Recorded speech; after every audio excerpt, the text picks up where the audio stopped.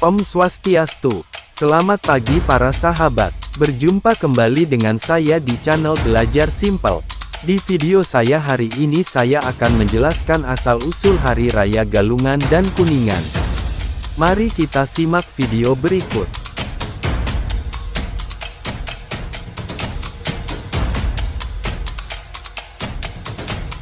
Hari Raya Galungan adalah salah satu hari raya besar agama Hindu yang dirayakan oleh hampir seluruh umat Hindu di Bali.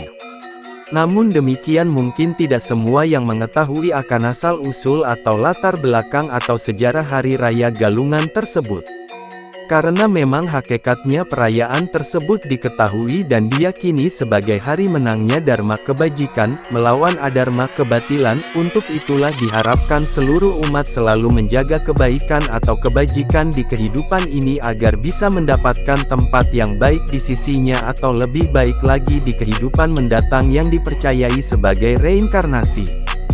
Hari Raya Galungan ini datangnya setiap 6 bulan sekali kalender Bali. Seperti diketahui penanggalan atau kalender Bali setiap bulannya berjumlah 35 hari, sehingga Galungan datangnya setiap 210 hari sekali tepatnya pada hari Rabu, Buddha Kliwon Wuku Dungulan.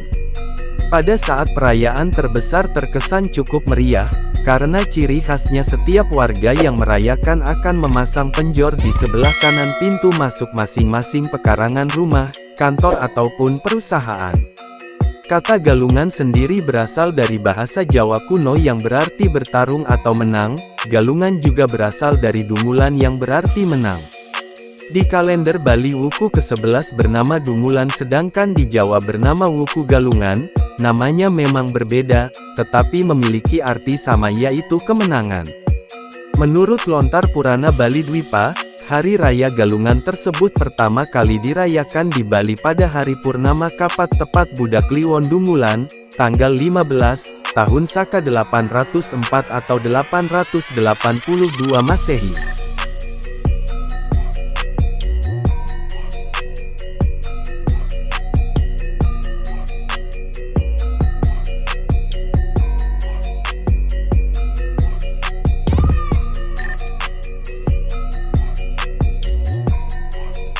Asal-usul Hari Raya Galungan berawal dari kisah seorang raja pada zaman dahulu, seorang raja yang sakti mandraguna keturunan raksasa yang memerintah jagat Bali.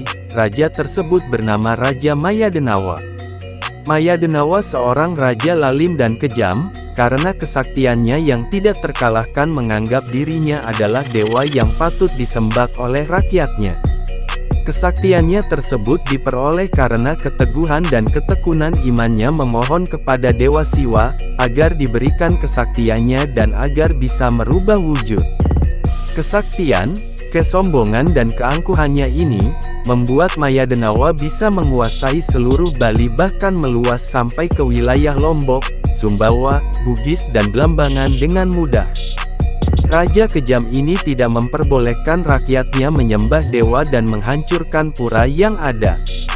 Rakyat tidak berani menentang karena kesaktian dan kekejaman raja, semua rakyat akhirnya patuh. Rakyat dihantui rasa ketakutan yang mendalam.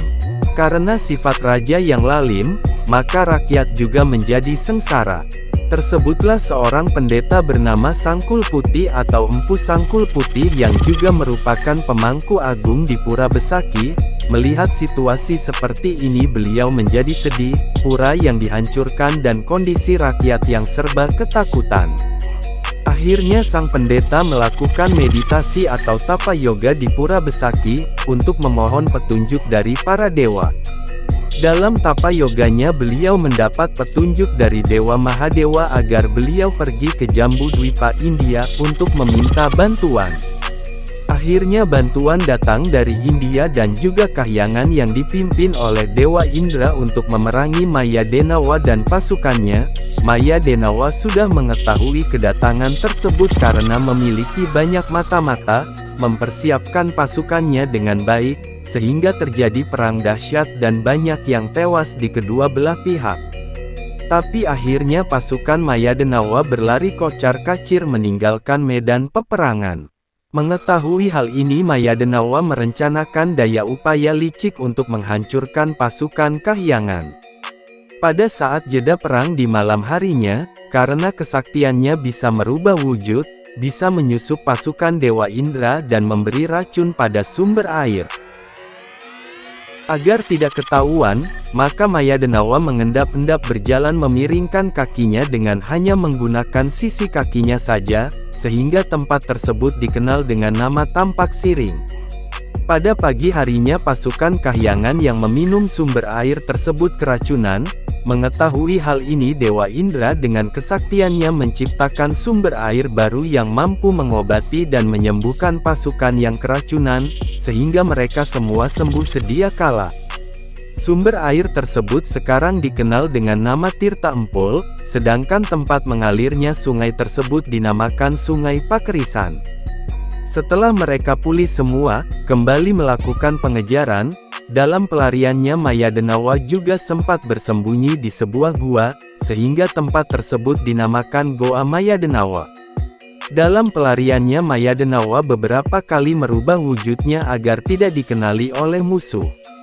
Mayadenawa sempat mengubah wujud menjadi seekor burung besar, Manukraya, sehingga tempat tersebut menjadi Desa Manukaya.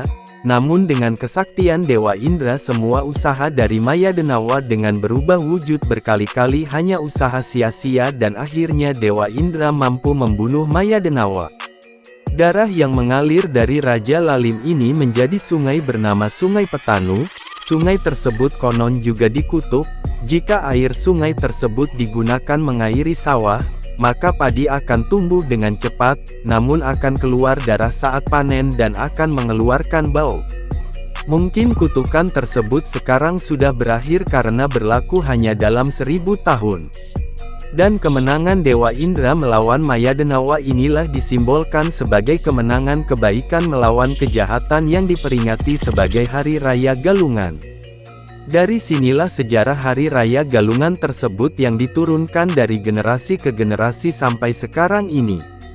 Saat perayaan ini juga ada tradisi memenjor atau membuat penjor. Penjor menggunakan bambu melengkung yang melambangkan gunung tertinggi tempat stana dewa, dihiasi oleh hasil bumi atau pertanian untuk mengingatkan kita bahwa hasil bumi tersebut berasal dari Tuhan, dan secara utuh berarti ucapan terima kasih kepada Ida Sang Hyang Widiwasa atas segala kemakmuran yang telah dilimpahkan.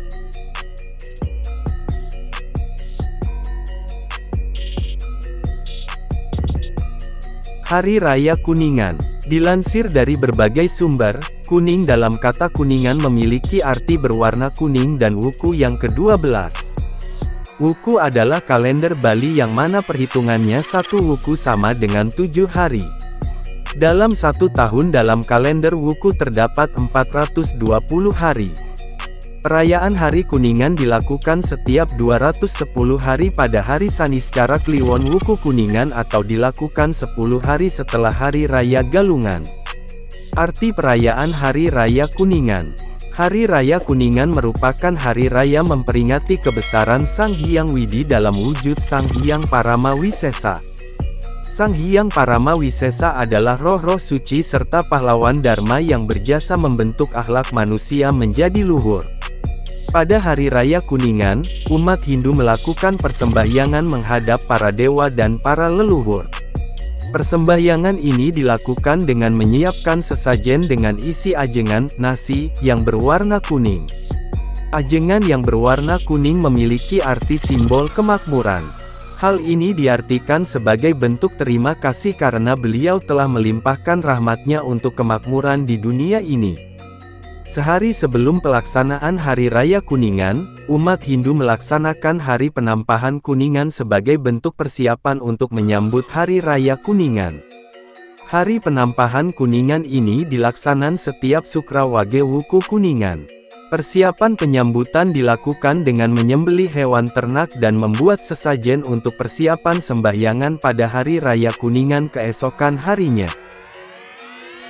Sekian penjelasan dari saya, semoga apa yang saya jelaskan di video kali ini bisa mengobati rasa penasaran para sahabat. Tentu saja di video ini masih banyak kekurangan-kekurangan, jadi saya mohon kepada penonton untuk memberi masukan, kritik maupun saran agar video ini lebih sempurna. Silakan tulis di kolom komentar. Akhir kata saya ucapkan selamat Hari Raya Galungan dan Kuningan untuk seluruh umat Hindu di Bali. Om Santi Santi Santi Om.